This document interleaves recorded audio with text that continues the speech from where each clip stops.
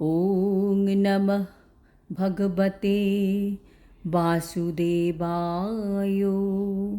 শ্রীমদ্ ভগবদ গীতা অষ্টাদশ অধ্যায় মোক্ষযোগ।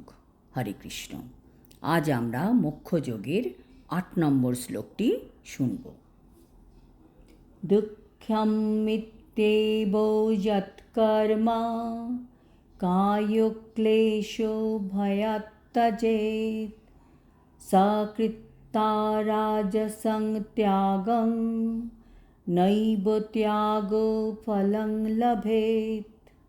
অনুবাদ: যে নিত্যকর্মকে দুঃখজনক বলে মনে করে বা দৈহিক ক্লেশের ভয়ে ত্যাগ করে, সে এই রকম রাজসিক ত্যাগ করার ফলে অবশ্যই ত্যাগের ফল লাভ করতে পারে না। তাৎপর্য: আমরা আগের শ্লোকে তামসিক ত্যাগ সম্বন্ধে জানতে পারলাম। এখন আমরা জানব রাজসিক ত্যাগ কাকে বলে। তামসিক ত্যাগ আর রাজসিক ত্যাগের মধ্যে পার্থক্যটা কী?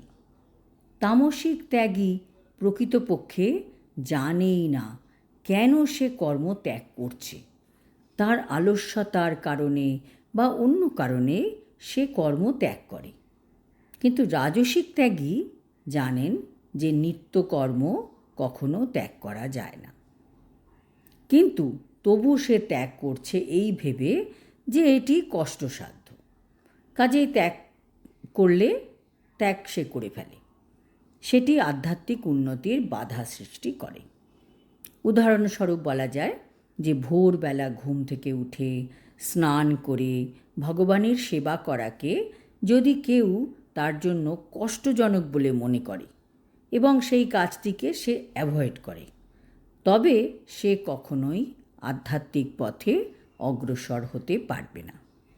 জেনে শুনে ভুল করা, এটাই হচ্ছে রাজসিক ত্যাগ।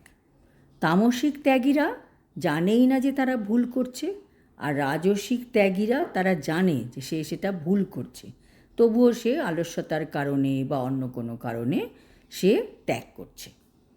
এই রকম নিত্যকর্ম যিনি ত্যাগ করেন জেনে শুনে, সেইগুলি হচ্ছে রাজসিক ত্যাগ। এর জন্য তাকে এই জগতে দুঃখ ভোগ করতে হয়। আমাদের আচার্যগণ যা বলে গেছেন সেই অনুযায়ী আমাদের চলতে হবে। প্রত্যহ 16 মালা জপ করতে হবে, ভগবানের বিগ্রহ বা আলেখ্যের সেবা করতে হবে, ভোগ দিতে হবে, শাস্ত্র অধ্যয়ন করতে হবে, সাধু সঙ্গ করতে হবে, শ্রবণ করতে হবে। এই সব কার্য আমরা কখনোই ত্যাগ করতে পারবো না। যে কোনো পরিস্থিতিতে আমাদের এই আধ্যাত্মিক কর্ম ত্যাগ করা অনুচিত। আমরা তার জন্য ভগবান কৃষ্ণের আশীর্বাদ সব সময় লাভ করতে পারব। এই শ্লোকের তাৎপর্যে শ্রীল প্রভুপাদ বলেছেন, অর্থ উপার্জন করাকে ফলাশ্রয়ী সকাম কর্ম বলে মনে করে কৃষ্ণ ভক্তের অর্থ উপার্জন পরিত্যাগ করা উচিত নয়।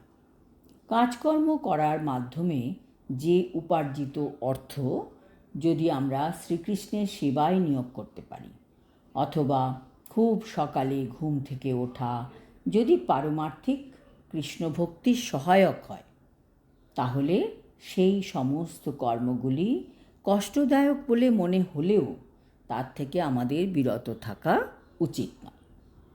এই ধরনের ত্যাগ হচ্ছে রজগুণ সম্পন্ন। রাজসিক কর্মের ফল সবসময় ক্লেশদায়ক হয়ে থাকে। সেই মনোভাব নিয়ে কেউ যদি কর্ম পরিত্যাগ করে, তাহলে সে কখনোই সেই ত্যাগের ফল লাভ করতে পারবে না। আজ এই পর্যন্ত। আগামী শ্লোকে সাত্ত্বিক ত্যাগ সম্বন্ধে আমরা জানতে পারব, যা সব রকম ত্যাগের থেকে উন্নত ত্যাগ। হরি ওম তৎসৎ। হরে কৃষ্ণ।